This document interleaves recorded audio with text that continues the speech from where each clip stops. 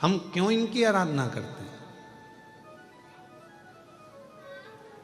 कभी आप लोगों ने विचार करा कि माता जी की, हम लोग आद्य शक्ति दुर्गा भवानी की, माँ उमा की, माँ कात्यायनी की, चंद्रघंटा की, स्कंदा की, इन माताओं की आराधना हम क्यों करते?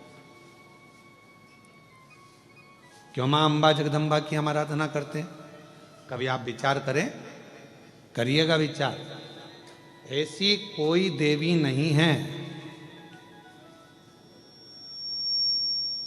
ऐसी कोई माता, जगत जननी दुर्गा भवानी के जितने स्वरूप का आप दर्शन करेंगे, ऐसी कोई देवी नहीं है जिन्होंने शिव की आराधना नहीं करी।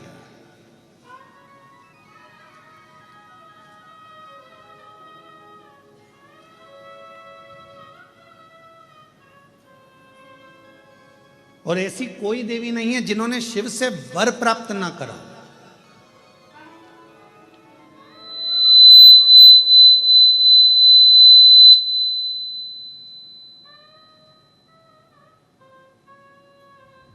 और सबसे बड़ा वर एक ही लिया माता रानी ने, जगत जननी दुर्गा भवानी ने, जगदम्बा ने भगवान देवादिदेव महादेव से जो वर मांगा, जो वर की कामना करी, तो उन्होंने एक वर सबसे प्रबल मांगा।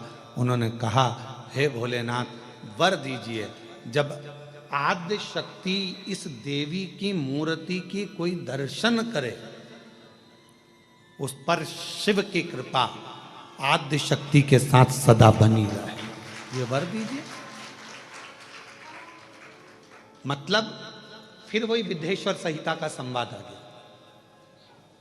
शिव महापुराण की विद्येश्वर संहिता कहती है, श्री शिवाय नमस्तुभ्यम बोलने वाले के मुख का मात्र कोई दर्शन कर लेता है तो उसको अश्वमेध यज्ञ का फल प्राप्त हो जाता है।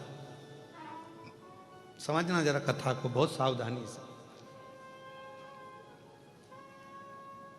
श्री शिवाय नमस्तुभ्यम का कोई मंत्र जाप कर ले और उसके मुख का मात्र दर्शन कर लो तो हमारे जीवन के सारे संचित पाप जितने भी हैं वो नष्ट हो जाते हैं।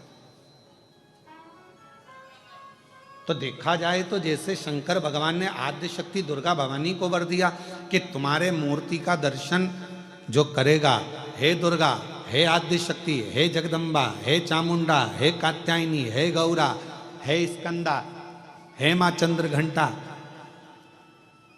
हे चिंतपूर्णी, हे मनसा, हे कांगड़ा, हे ज्वाला, हे वैष्णव, हे मैयर, जो तुम्हारे इस स्वरूप का दर्शन करेगा, जो मांगेगा वो फल उसको प्राप्त होगा, मनवांचित फल उसको प्राप्ति हो, शिव की कृपा होगी। तो वही की वही बात तो यहाँ शिव महापुराण की विद्येश्वर संहिता में लिख दिया। विद्येश्वर संहिता में लिखा कि श्री शिवाय नमस्तुभ्यम का जाप करने वाले, श्री शिवाय नमस्तुभ्यम के मंत्र का उच्चारण करने वाले, श्री शिवाय नमस्तुभ्यम को बोलने वाले के मात्र मुख का दर्शन कर लीजिए। अगर मुख का दर्शन कर लिया तो हमारे जीवन के जितने संचित पाप हैं वो सब नष्ट हो जाते हैं और अश्वमेध यज्ञ का पुण्य फल हमें प्राप्त हो जाता है।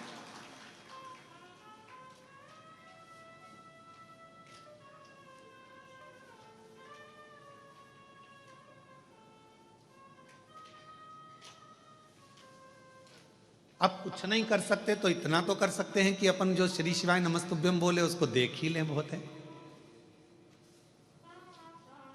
इसलिए शिव महापुराण की कथा में आपसे बारंबार श्री शिवाय नमस्तुभ्यम, श्री शिवाय नमस्तुभ्यम, श्री शिवाय नमस्तुभ्यम, श्री शिवाय नमस्तुभ्यम, श्री शिवाय नमस्तुभ्यम, श्री शिवाय नमस्तुभ्यम। क्यों शिव महापुराण में आपसे हम श्री शिवाय नमस्तुभ्यम मंत्र का जाप करवाते हैं, बारंबार मंत्र बुलवाते हैं? क्यों? क्योंकि आप जब मंत्र का जप कर कर कहीं से भी निकल कर जाओ, घर जाओ, परिवार में जाओ, किसी रोड पर से निकल कर जाओ, किसी मार्ग पर से निकल कर जाओ, और आपके चेहरे का भी यदि कोई दर्शन कर ले और वो कोई अच्छे कार्य के लिए जा रहा हो तो आपके चेहरे का दर्शन करके उसका कार्य सफल हो जाए। ये श्री शिवाय नमस्तुभ्यम के मूल सार है।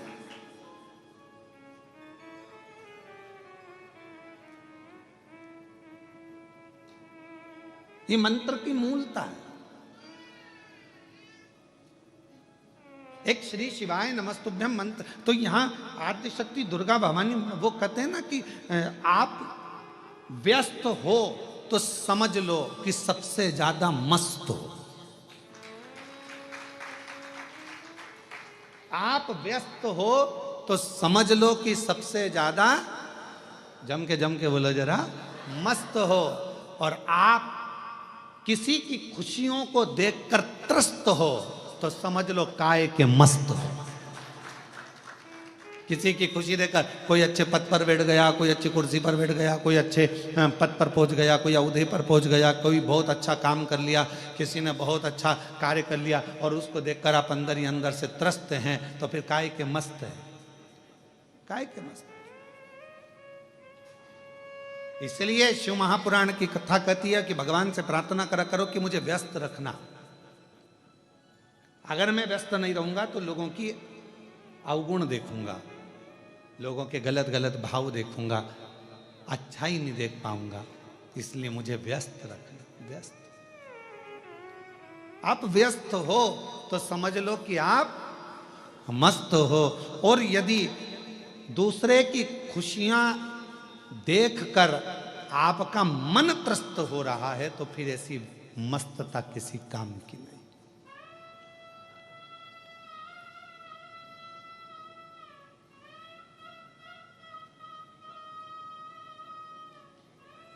ऐसी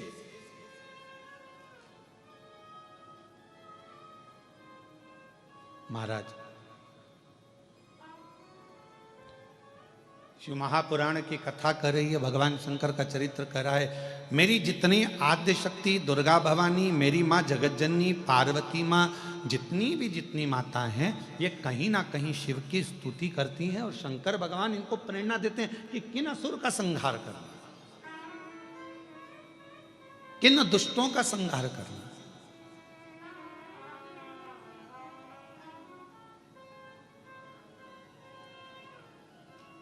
गंगा अवतरण की कथा सुनी आप लोगों ने?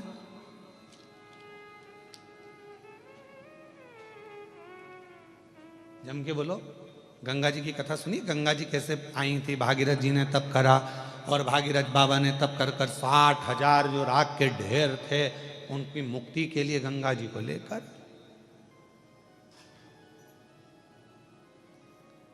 गंगा मैया पृथ्वी पर आई। और यदि आप कथा सुने तो अपन ने गंगा जी की कथा तो सुनी, पर कभी आपने सरयू माता की कथा सुनी कि सरयू जी जो राम जी की अयोध्या में बहती है, अवधपुरी में बहती है, उस माँ सरयू को लाने वाले कौन थे? माँ सरयू पृथ्वी पर कैसे आ गई? माँ सरयू थी कौन? ये सरयू माता कौन थी? कहाँ रहती थी? कैसे आ गई पृथ्वी पर? कभी इसका स्मरण आपने किया?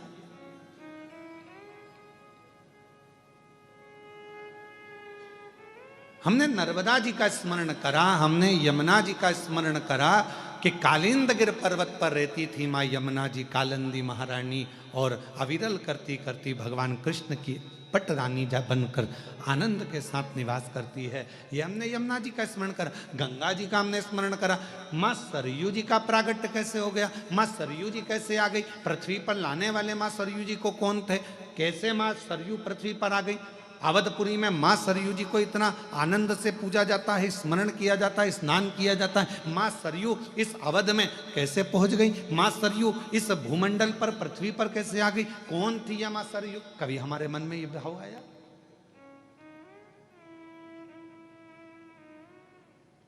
तो शिव महापुराण की कथा बड़ा सुंदर वर्णन कर रही है सरयू माता के चरित्र का। अब माता का चरित्र चल रहा है। माँ आदिशक्ति, माँ दुर्गा, माँ भवानी, माँ जगदम्बा, माँ सती, माँ उमा, इनके चरित्र के बीच में ही हम माँ सरयू का चरित्र स्मरण करें। जैसे आपसे कोई पूछे तो आप कह सकते हो कि हमने मां सरयू जी के प्रगट की कथा श्रवण करी है, मां सरयू के पृथ्वी पर आने की कथा श्रवण करी। कौन है ये भगवान नारायण के, भगवान विष्णु की मानस पुत्री है सरयू। मानस पुत्री इतनी सुंदर थी, इतनी सुंदर, सुंदर सुंदर घुंघराले केश मां सरयू जी के, मस्तक पर बिंदी लगी है, होठों पर लाली है, कानों में झुमका है, गले में सुंदर हार पहनी हुई हैं और मस्तक पर एक सुंदर सा बेंदा लगा हुआ है, टीका लगा, सुंदर लहंगा, सुंदर चोली, सुंदर पांव में पैजनिया, सुंदर हाथ में चूड़ा, उंगलियों में मुद्रिका, भुजबंद करधना, लंबी लंबी चोटी, केश खुले हुए, और मां सरयू पूरे बैकुंठ में भ्रमण कर रही है।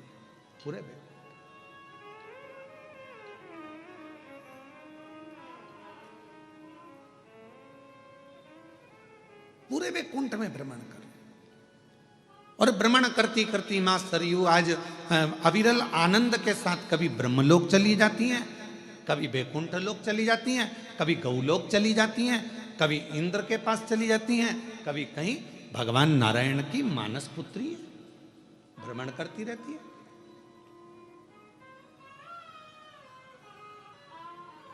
और इनका एक नियम बड़ा प्रबल है, मां सरयू जी का सबसे प्रबल नियम है मां सरयू का, कि मां सरयू भगवान नारायण की मानस पुत्री हैं। और ये कब उत्पन्न हुई?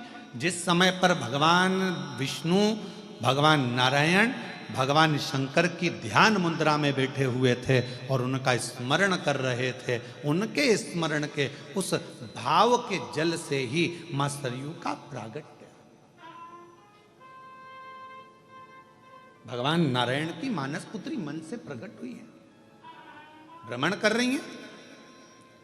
स्कंद पुराण का ये चरित्र वर्णन करता है, मां सरयू जी कभी ब्रह्मलोक जाती हैं, कभी भगवान बैकुंठ लोक में भ्रमण करती हैं, कभी गौलोक में भ्रमण करती हैं, सुंदर आनंद के साथ में मंत्र जाप करती जाती हैं, शिव नाम नारायण नाम करती जाती है।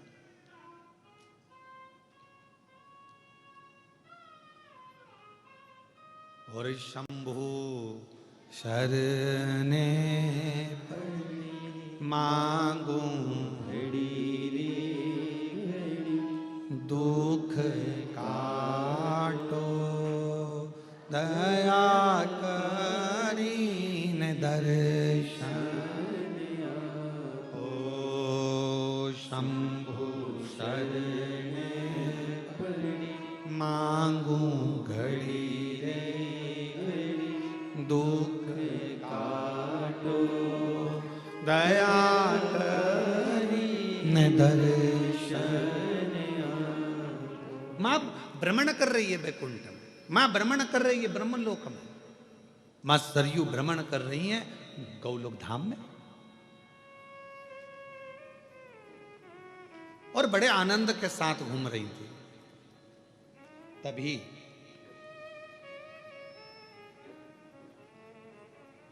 वशिष्ठ बाबा ने देखा कि भूमंडल पर जीव पाप से ग्रसित हो रहा है, और इस पाप से ग्रसित व्यक्ति के जीवन में यदि एक बार भी कोई ऐसे स्वरूप का दर्शन हो जाए कि जिसके दर्शन करते से ही जीवन के सारे पाप नष्ट हो जाए, तो वो कौन हो सकती है?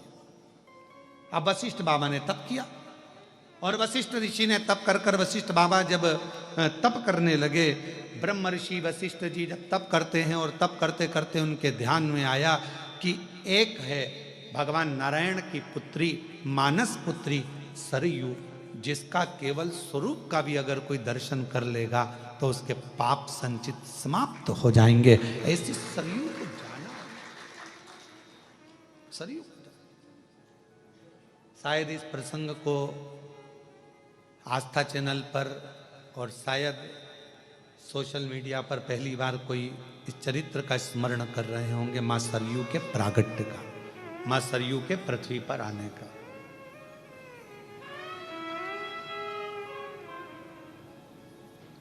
कि मां सरयू पृथ्वी पर कैसे आई। और संपूर्ण को आप लोगों के लिए ये पितृपक्ष का सबसे सुंदर आनंदमय कथा प्रसंग है, जिस प्रसंग को सुनकर आपके पितृ भी तृप्त होंगे और आप भी तृप्त होंगे। वशिष्ठ बाबा ने तप किया, ब्रह्मर्षि वशिष्ठ तप कर रहे हैं। किसको मैं लेकर आऊं, किसका स्वरूप का दर्शन करूं जिससे संचित पाप नष्ट हो जाए मनुष्य के। तब ब्रह्मर्षि वशिष्ठ जी ने ध्यान लगाकर देखा तो भगवान नारायण की मानस पुत्री सरयू बड़ी अच्छी है, सुंदर है, पवित्र है। अगर ये भूमंडल पर आ जाए, पृथ्वी पर आ जाए, तो इसके केवल दर्शन मात्र से जीव के पाप नष्ट हो जाएंगे। इसको लेने के लिए जाना पड़ेगा, मां सरयू को लेने के लिए जाना पड़ेगा। वशिष्ठ जी ने अपने मन में विचार कर लिया और वशिष्ठ बाबा चल दिए मां सरयू जी को लेने के लिए। सबसे पहले पहुंचे ब्रह्मलोक, ब्रह्मलोक में मां सरयू जी नहीं थी। फिर पहुंच गए इंद्रलोक, इंद्रलोक में मां सरयू जी नहीं थी। गरुण वरुण पितृ सारे लोकों में भ्रमण करते करते वशिष्ठ बाबा आखिरी में बैकुंठ लोक पहुंच गए, जहां पर मां सरयू विराजमान थी। और भगवान नारायण से स्वयं वशिष्ठ बाबा ने कहा, प्रभु ये सरयू को संसार की मुक्ति के लिए, संसार के उद्धार के लिए और मात्र स्वरूप के दर्शन के लिए इस मां सरयू जी को पृथ्वी पर भेज दो, जो आपकी मानस पुत्री है। भगवान नारायण ने जगत कल्याण के लिए, जगत उद्धार के लिए सरयू जी को पृथ्वी पर भेजने को तैयार।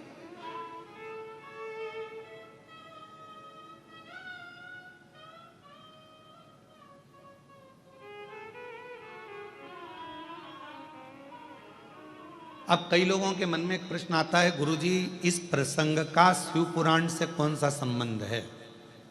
तो हमारा निवेदन है, शंकर भगवान का एक स्वरूप का दर्शन इस चरित्र के अंतर्गत आएगा। आप थोड़ा ध्यान से श्रवण करिएगा।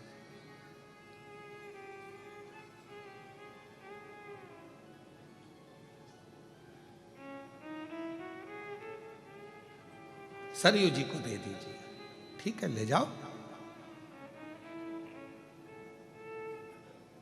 एक सड़क, एक शिक्षक, ये दोनों जहां हैं वहीं रहते हैं, पर इनके पास आने वाले को ये मंजिल तक पहुंचाते रहते हैं। कौन कौन, जम के बोलो जरा। सड़क और शिक्षक। शिक्षक वही नौकरी कर रहा है, स्कूल में पढ़ा रहा है, उसको वही तनख्वाह मिल रही है 25,000, 50,000, 30,000, 20,000, जो उसको मिलती है, उससे हमें कोई मतलब नहीं। पर शिक्षक वही है, शिक्षक वही पहनावा पहन रहा है, वही पैंट, वही शर्ट, वही साधारण सा जीवन जी रहा। और शिक्षक वही है, वही 25, 30, 10, 20 हजार रुपये महीना कमा रहा है, 40, 50 हजार रुपये महीना कमा रहा है। पर वो शिक्षक के पास जो जाता है, शिक्षक वहीं रहता है, पर शिक्षक अपनी शिक्षा के माध्यम से अपने शिष्य को कहीं कलेक्टर, कहीं एसपी, कहीं डीएसपी, कहीं कमिश्नर बना देता है। वो वही है, पर उसके जो शिष्य हैं वो उच्च पद पर पहुंच जाते हैं, उनको उनकी मंजिल मिल जाती है। सड़क का काम भी यही है, रोड का काम भी यही है। सड़क क्या करती है, सड़क वहीं पर है। सड़क कहीं कहीं क्या है, बैरुल की सड़क बैरुल में है, अमरावती की अमरावती में है। सड़क कहीं कहीं क्या, पर उस सड़क पर अभी वो हमारा वो हितेश कह रहा था, कौन सा एक्सप्रेस बना है नारखेड़े जी, हाँ समृद्धि एक्सप्रेस बना। तो वो बोल रहे थे, हितेश कहने लगे, गुरुजी एक समृद्धि एक्सप्रेस बना है। तो मैंने कहा कहाँ है, तो कहा वो नागपुर से ऐसा गया मुंबई के लिए और बहुत अच्छा बना। हमने कहा रोड गई क्या, तो कहा नहीं गुरुजी रोड तो वही है, बस मंजिल गई है, केवल मंजिल गई। रोड वही है। रोड और शिक्षक वहीं रहते हैं, कहीं नहीं जाते। उसी स्कूल में नौकरी करना है उसको, सड़क को वहीं रहना है बेरुल में, सड़क को वहीं रहना है जलगांव में, सड़क को वहीं रहना है अमरावती में, पर उस पर जो चलता है वो अपनी मंजिल तक पहुंच जाता है। शिक्षक के पास जो आता है वो अपनी मंजिल तक पहुंच जाता है। कोई एसपी, कोई कमिश्नर, कोई कुछ बन जाता है उच्च पद पर। आप और हमको पढ़ाने वाला कोई शिक्षक ही तो है ना, जो आज आप और हम इस जगह पर बैठे हुए हैं। और कभी कभी वो शिक्षक मिलता है जिसने पढ़ाया, तो आप क्या देखते हो? वो वही है, वो वही है, वो वही साधारण जीवन जी रहा है, ट्यूशन पढ़ा रहा है, रिटायर हो गया पर पढ़ा रहा है, वो वही है। और आप और हम कहाँ पहुंचे? तो कहा कोई कलेक्टर बना, कोई आईजी बना, कोई कमिश्नर बना, कोई तहसीलदार बना, कोई इंस्पेक्टर बना, कोई पटवारी बना, कोई ये बना, कोई वो बना, सब उच्च उच्च पद पर पहुंच गए और वो शिक्षक वहीं की वहीं रहा, रोड वहीं की वहीं रही। उसी रोड पर चलकर लोग कृष्णेश्वर पहुंच जाते हैं, और उसी रोड पर चलकर लोग रामेश्वर पहुंच जाते हैं, और उसी रोड पर चलकर लोग सोमनाथ पहुंच जाते हैं। रोड नहीं बदली, ना शिक्षक बदली, पर मंजिल शिक्षक ने भी दी है और रोड ने भी दी है। आज वशिष्ठ बाबा क्या कर रहे हैं? ब्रह्मर्षि वशिष्ठ जी क्या कर रहे हैं? एक उच्च शिक्षक का पद अदा कर रहे हैं। एक वशिष्ठ बाबा अच्छी रोड का पद अदा कर रहे हैं कि मैं भले संसार सागर में रहूं ना रहूं, पर अगर सरयू पृथ्वी पर आ गई और मां सरयू अगर पृथ्वी पर आ गई तो जो इसका दर्शन करेगा वो कृतार्थ होता चले जाएगा, उसका पाप नष्ट होता चले जाएगा, वो पापों से मुक्त होता है। तो कर क्या रहे हैं? ये भी तो शिक्षक का काम कर रहे हैं, ये भी तो रोड का काम कर रहे हैं। तो एक रोड और एक शिक्षक कहीं नहीं जाते, वहीं रहते हैं, पर अपने आने वाले जीवों को वो कल्याण कर देते। शिव महापुराण की कथा क्या कर रही है? आप श्रवण कर रहे हैं, आप सुनेंगे, अपने जीवन में धारण करेंगे। जो आपने बाबा से मांगा इस पवित्र पितृपक्ष के आनंदमय इस ऑनलाइन कथा में, अपने घरों में रहकर, पंडाल में रहकर, जहां कहीं भी आप इस कथा को श्रवण कर रहे हैं, सोशल मीडिया के माध्यम से, आस्था चैनल के माध्यम से, आप जहां बैठकर बाबा से अपने दिल की बात कहोगे, ये मेरा विश्वास कहता है मेरा शंकर उसी स्थान पर आकर आपका कल्याण करेगा, झोली भरेगा, और आपने जो मांगा वो देगा।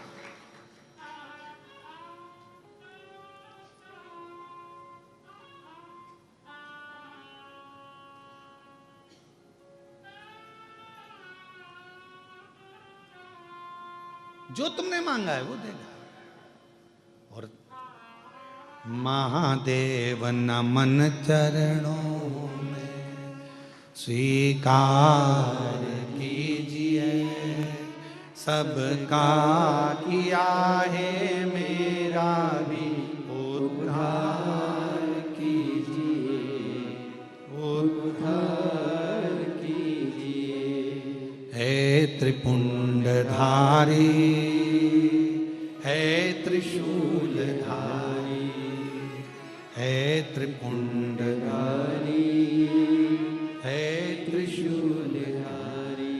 चरणों में तेरे बाबा जी पावन है चारों धाम, चरणों में तेरे बाबा जी पावन है चारों धाम।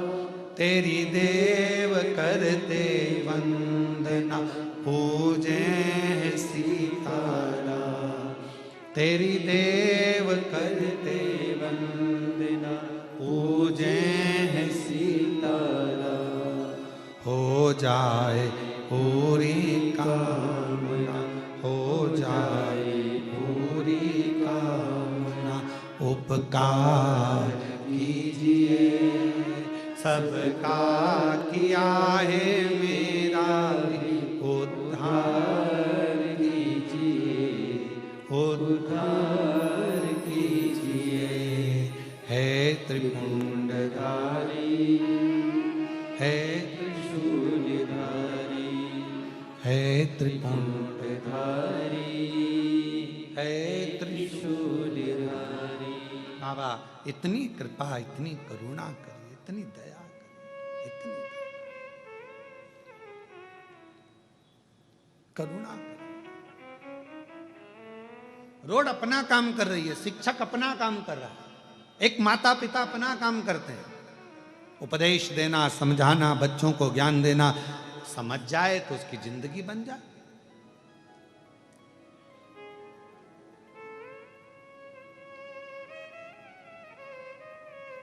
पर एक होता है माली और एक होता है पुजारी। कौन कौन? एक माली और एक पुजारी।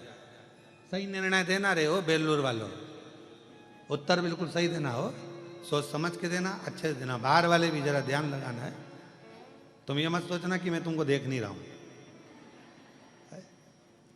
ध्यान में उत्तर सही देना। एक माली है और एक पुजारी है।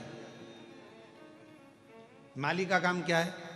पौधा लगाना, जल डालना, खाद डालना और उसमें अच्छे अच्छे फूल उत्पन्न करना, ठीक है।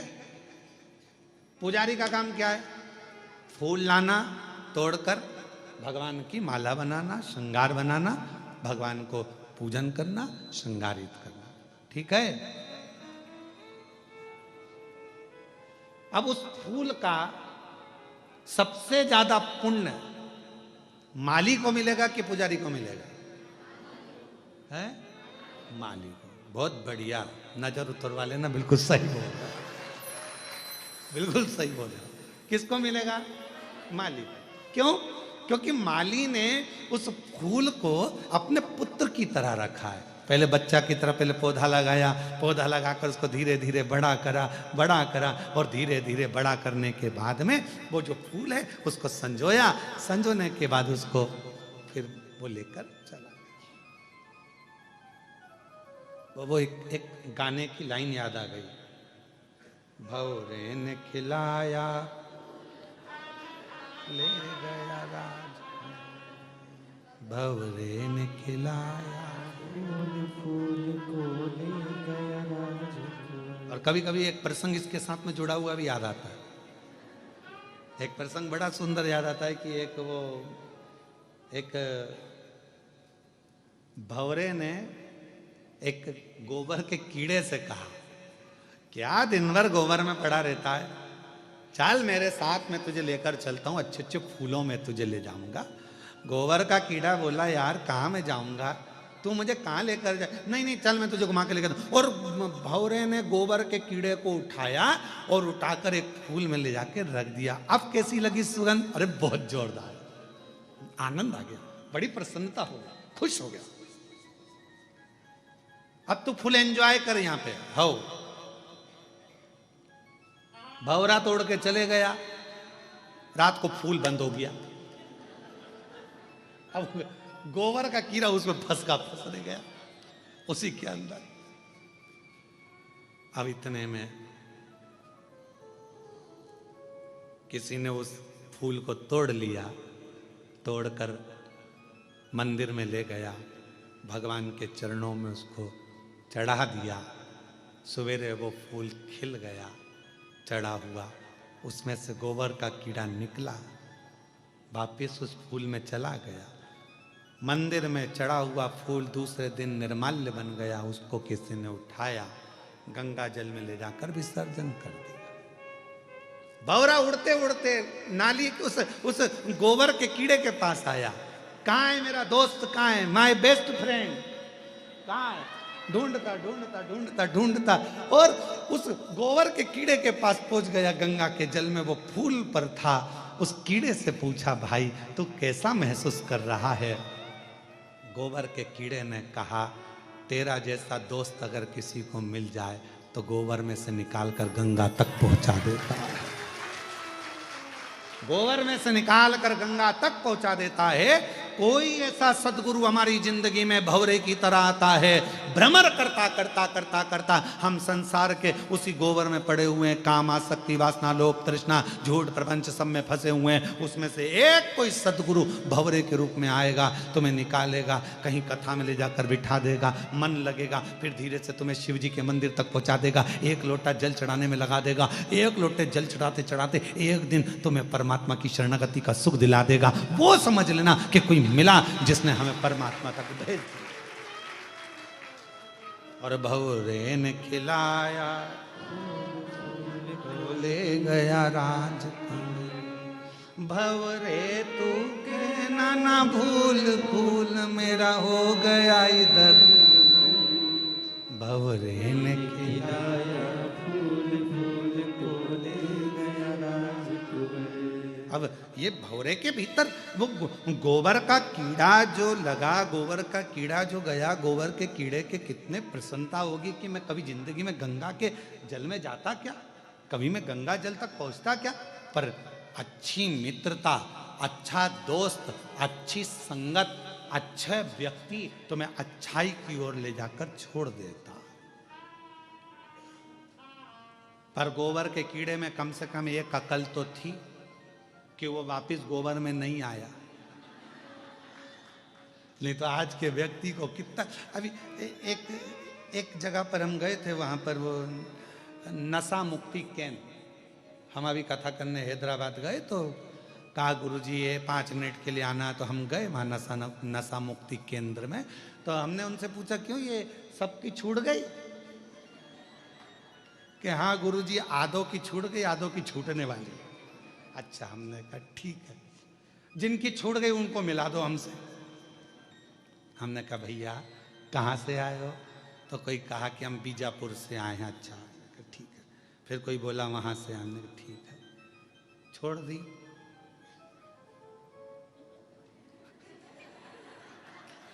छोड़ दी तो कहते अभी छोड़ दिए। हमने कहा फिर बाद में, तो के मौसम के अनुसार देखा। क्या सोच, क्या विचार, कोई कोई गोबर का कि उसमें समझदारी तो थी। अरे बोलो सही है कि गलत है? समझदारी थी कि नहीं उस गोबर के कीड़े में, कि इतनी अकल गोबर के कीड़े में थी कि महाराज वो गया तो वापस लौटकर गोबर में नहीं आया। बस ये समझदारी तुम्हारी जिंदगी में होना चाहिए कि अगर शिवर वाला महाराज ने कहा कि एक लोटा जल चढ़ाओ, चढ़ाने लगो, शिव का नाम लो, लेने लगो, श्री शिवाय नमस्तुभ्यम जपते रहो। अब दुनिया के प्रपंच में फिर कोई आएगा कि तुम ये मत करो, तुम बेलपत्र मत खाओ, तुम जल मत चढ़ाओ, तुम ऐसा मत करो वैसा। हमने तो सोच लिया, अब तो एक साधे सब सधे। अब तो हमने सोच लिया कि शंकर हमारा और हम शंकर के, फिर क्या विचार कर।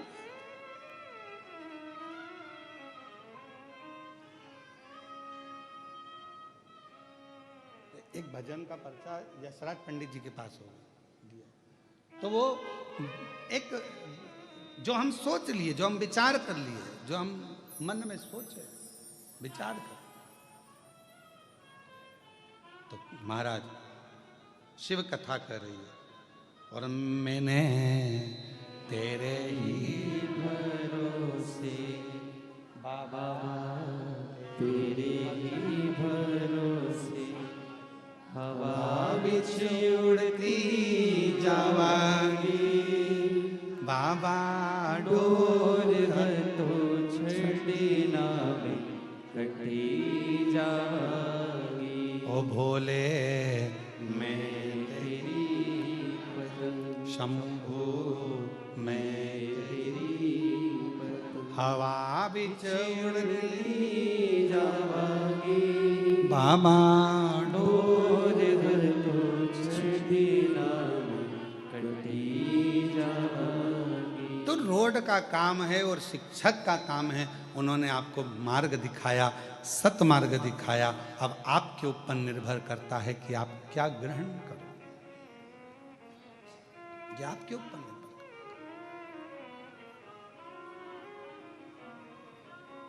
है। माली और जम के बोलो, जम के पुजारी। माली ने क्या करा, पौधा लगाया, माली ने क्या करा? फूल के पौधे को बड़ा करा। माली ने क्या करा कि फूल को पाला अपने पुत्र की तरह, और एक बेटे की तरह जब पालन पोषण कर लिया। तुम देखना, जो माली दिल से पौधे लगाता है ना, उसका फूल तोड़ के बता दो, वो तुम्हें नी गोभी का फूल बना दे। तुम तोड़ के बता दो। कोई किसान सोयाबीन लगाया, कोई किसान ने मक्का बोई, कोई किसान ने गेहूं बोया, फसल लगाई, और तुम उसके खेत को मचाओ तो वो एक एक पौधे को अपनी औलाद की तरह रखता है किसान। एक एक पौधे को, सोयाबीन का एक पौधा होगा, एक गेहूं का पौधा होगा, एक मक्का का पौधा होगा, तो वो किसान के लिए उसकी औलाद जैसा होता है, उसके बच्चे जैसा होता है कि कैसे इसमें जो दाना आएगा मैं बेचकर अपना कर्जा चुका दूंगा, मेरी घर बना लूंगा, मेरी बेटी की शादी कर दूंगा, मेरे बेटे का ब्याह कर दूंगा, मेरा मकान बन जाएगा। किसान कितनी आस लगाता है।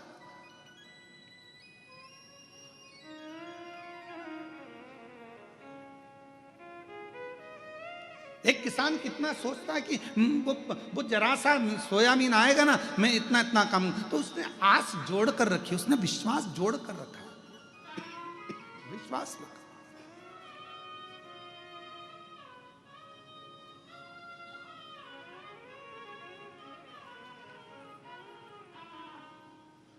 माली ने पौधा लगाया, फूल बड़ा करा, पुजारी ने फूल को तोड़ा, भगवान तक लेकर गया। मेरे बेलूर की जीजाओं ने बहुत अच्छा जवाब दिया कि सबसे ज्यादा पुण्य किसके खाते में जाएगा? माली के खाते में। क्यों? उसने अपने पुत्र के भाव से उसको संजोया है, और पुत्र को संजो कर उसने परमात्मा तक ले जाने के लिए छोड़ दिया है। बीच में मझधार जो बना है, बीच में सेतु जो बना है, बीच में जो मंजिल तक पहुंचाने वाला बना है, वो पूजा नहीं। तो एक संत, एक साधु, एक सन्यासी, एक तपस्वी, एक कथाकार, एक गुरु अपनी जिंदगी में माली का काम करता है, तुम्हें पोष कर बड़ा कर कर परमात्मा तक पहुंचाने का एक लक्ष्य निश्चित कर देता है, और तुम्हें वो परमात्मा तक पहुंचाने का प्रयास करता है। जैसे ब्रह्मर्षि वशिष्ठ जी सरयू जी को लेकर आना चाहते हैं, भगवान नारायण से कहा कि मैं सरयू को ले जाना चाहता हूं। क्यों? भगवान विष्णु ने पूछा, ये मेरी मानस पुत्री है, तुम इसको करोगे क्या? क्यों लेकर जा रहे हो? पृथ्वी पर क्या काम आएगी? तो ब्रह्मर्षि वशिष्ठ बाबा ने कह दिया कि मैं इनको इसलिए लेकर जा रहा हूं कि संसार के लोग इनका दर्शन कर कर अपने पापों को त्याग दें, पापों से मुक्ति मिल जाए।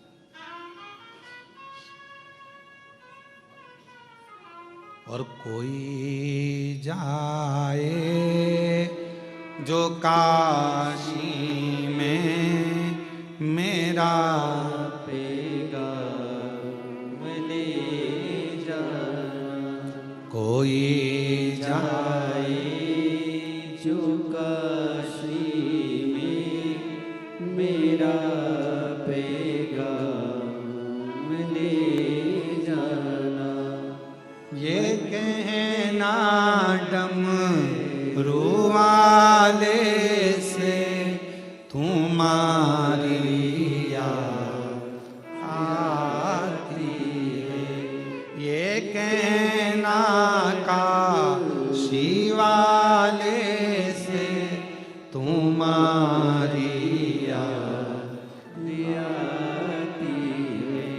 मैं खुद तो आ नहीं सकता, मेरा पैगाम ले जा, कोई जाए जो काशी में मेरा पैगाम ले जा। अगर दिल से आप भगवान को भज रहे हो, दिल से स्मरण कर रहे हो, मन से पुकार रहे हो, तो परमात्मा आपको खींच कर रखता अपने पास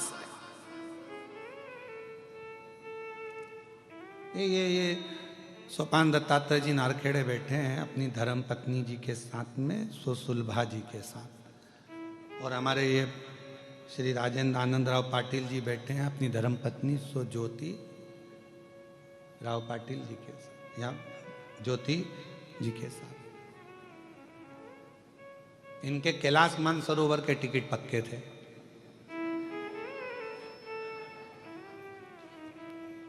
हमसे 3 दिन से लगे थे पीछे, गुरुजी 9 तारीख हो गई, हम 12 को चले जाएंगे।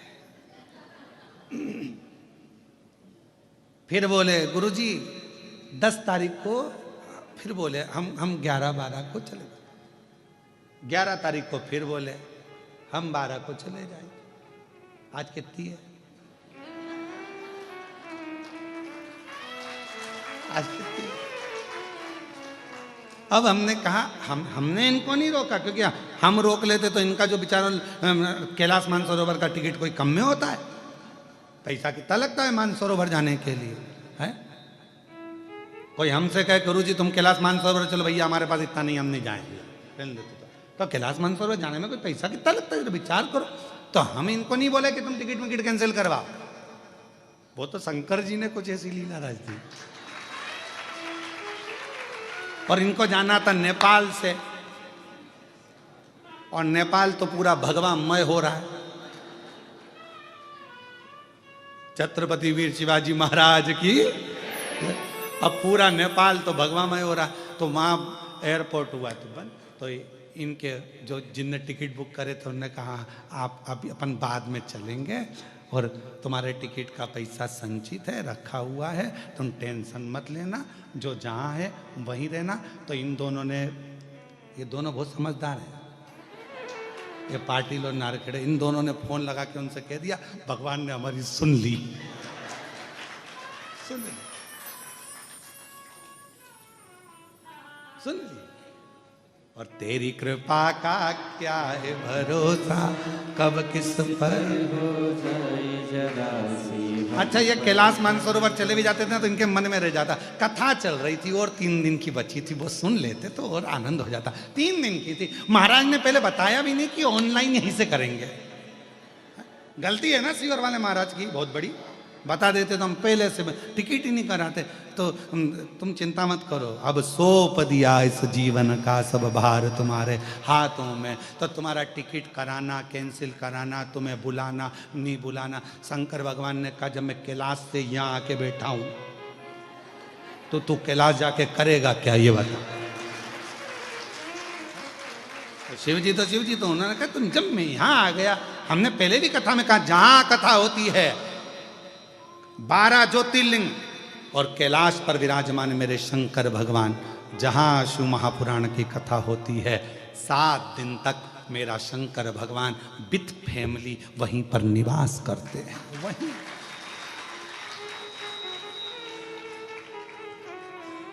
और अकेले वो भी नहीं रहते, अपने गणों के बिना, इसलिए तुम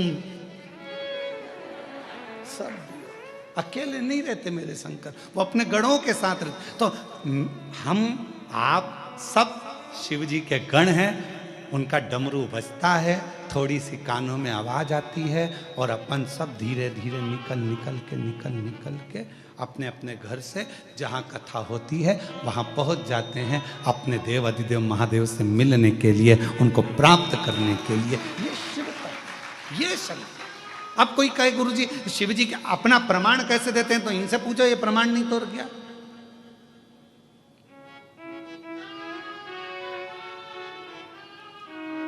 महाराज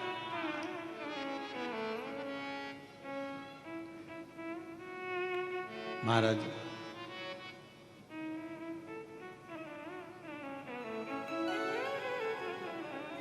शिव कथा कर रही है। चंदा सजाए भोले मस्तक पे तेरे, चंदा सजाए भोले मस्तक पे तेरे, दुखड़े मिटाए भोले नाम से तेरे, दुखड़े मिटाए भोले नाम से तेरे, दीवाने भोलेनाथ माने भोलेनाथ के, कुबरेश्वर धाम के, कुबरेश्वर धाम के, खड़े हैं हाथ जोड़ के। हे बाबा, हे शंभु, हे त्रिकालदर्शी, हे कैलाशी, तू करुणा सागर। खड़े हाथ जोड़ के बोले जी तेरे नाल वे, खड़े हाथ जोड़ के बोले जी तेरे नाल वे। तू आजा भोले जोगिया, तू आजा भोले जोगिया, तू कर मेहरबानिया, तू कर मेहरबानिया, तू आजा भोले जोगिया, तू आजा भोले जोगिया, तू कर मेहरबानिया, तू कर मेहरबानिया। खड़े हाथ जोड़ के बोले जी तेरे नाल वे, खड़े हाथ जोड़ के बोले जी तेरे नाल वे। शंभो।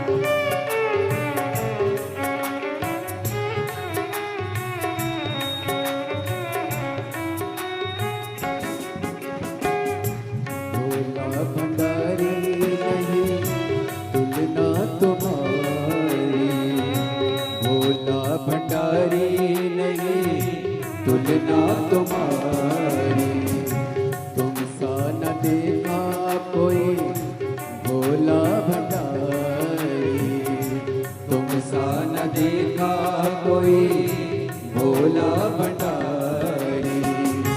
भक्तों ने विचार के कहा ये पुकार के, भक्तों ने विचार के कहा ये पुकार,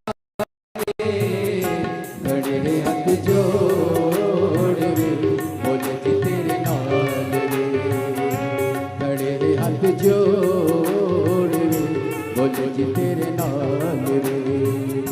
तू आजा भोले जोगिया, तू आजा भोले जोगिया, तू कर मेहरबानिया, तू कर मेहरबानिया, खड़े हैं हाथ जोड़ के बोले जी तेरे नाल वे, खड़े हाथ जोड़ वे बोले जी तेरे नाल वे।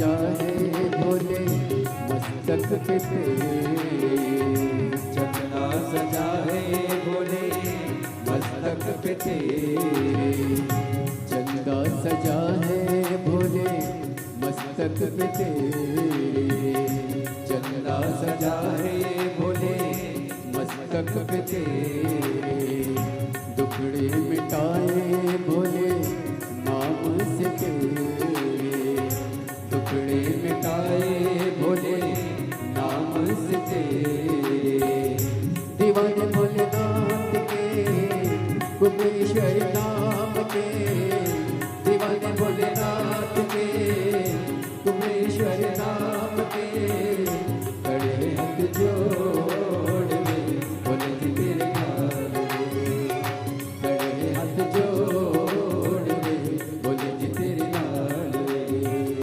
तू आजा भोले जोगिया, तू आजा भोले जोगिया, तू कर मेहरबानिया, तू कर मेहरबानिया, खड़े हैं हाथ जोड़ के भोले जी तेरे नाम में, खड़े हैं हाथ जोड़ में भोले जी तेरे नाम में, खड़े हैं हाथ जोड़ के भोले जी तेरे नाम में, खड़े हैं हाथ जोड़ के भोले जी तेरे नाम में, खड़े हैं हाथ जोड़ के भोले जी तेरे नाम में, खड़े हैं हाथ जोड़ में भोले जी तेरे नाम में।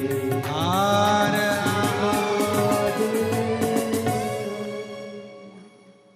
भगवान देवादिदेव महादेव भगवान शिव की ये पवित्र कथा वर्णन कर रही है। अपने स्थान पर बैठकर बाबा देवादिदेव महादेव से अपने मन का भाव कहिए, प्रार्थना करिए, विनय करिए, निवेदन करिए।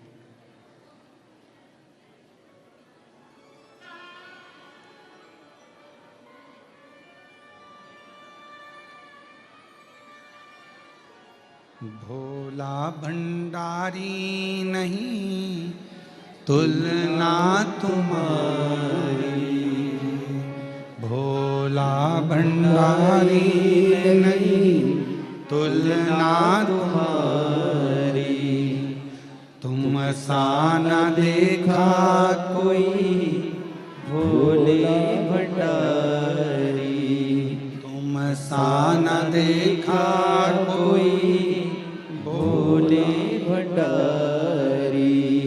भक्तों ने विचार के कहा ये पुकार के, ओ भक्तों ने विचार के कहा ये पुकार के, खड़े हैं हाथ जोड़ रे भोले जी तेरे नाम रे, खड़े हैं हाथ जोड़ रे भोले जी तेरे नाम रे।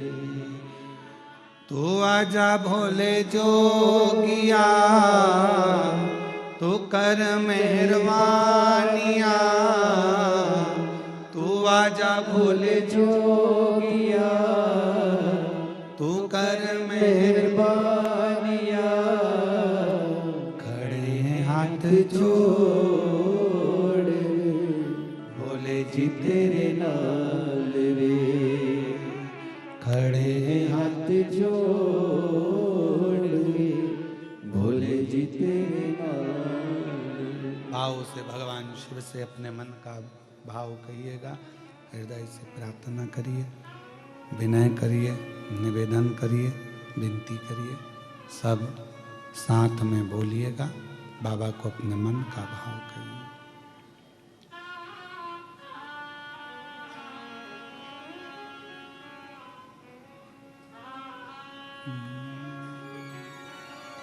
श्री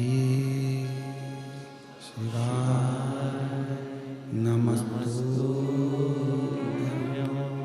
श्री शिवाय नमस्तुभ्यं, श्री शिवाय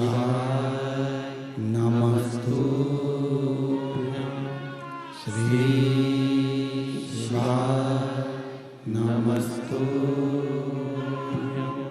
श्री शिवाय नमस्तुभ्यं भोला सब दुख काटो हमारा ओ भोला सब दुख काटो हमारा शिव शंकर जपो तेरी माला भोले बाबा जपो तेरी माला भोला सब दुख काटो ओ भोला सब दुख काटो वेश है मंगल मंगलकारी वेश है मंगलकारी शमशान वासी हमारा शमशान